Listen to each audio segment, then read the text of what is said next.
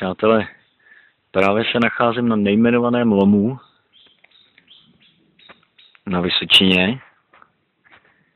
Kamarádi z Šebánek Fish Teamu moc dobře ví, kde to je. Voda je mírně zakalená, protože už 3 dny prší. Teď se to trošku rozjasňuje, ale furt je pod mrakem, teď mírně pokapává. Sice jsem si zapomněl polarizační brejle, ale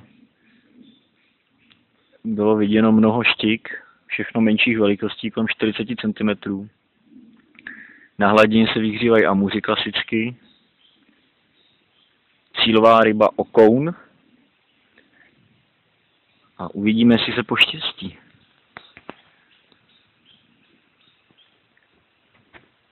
Nádhera. Vypadám si jak malej kluk.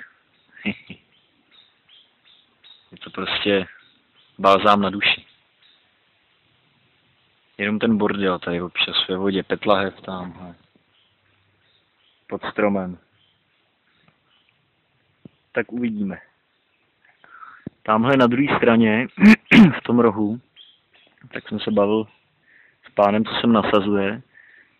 Tam jsem mýval záběry od sandáta. Sandáti tady jsou kolem 65 cm a mají tam hnízda. Takže se tam s gumama vypravím. Zatím jsem si ji hodil asi 10krát. Měl jsem, nevím, jestli to bude vidět, tady je takový spadlej strom a tam jsem měl záběr od menší štičky. Nicméně nedobrala to a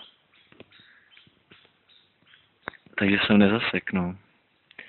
Ale uvidíme. Každopádně, kdybych nic nechytil, tak je to balzám na duši.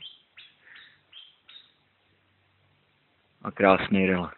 Tamhle je spadlej strom, převislej. Je to velmi těžká voda, všude plno lázek. Ale to nám vláčkařům hraje právě do karet. Jo, a tady jste viděli, že místní rybáři jsou skutečně štamgasti. Krabicové víno značky Euro.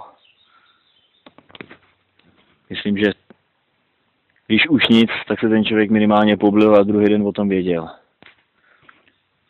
A tomu přeju. Takže Petru zdár, hoši. A držte mi pěsti.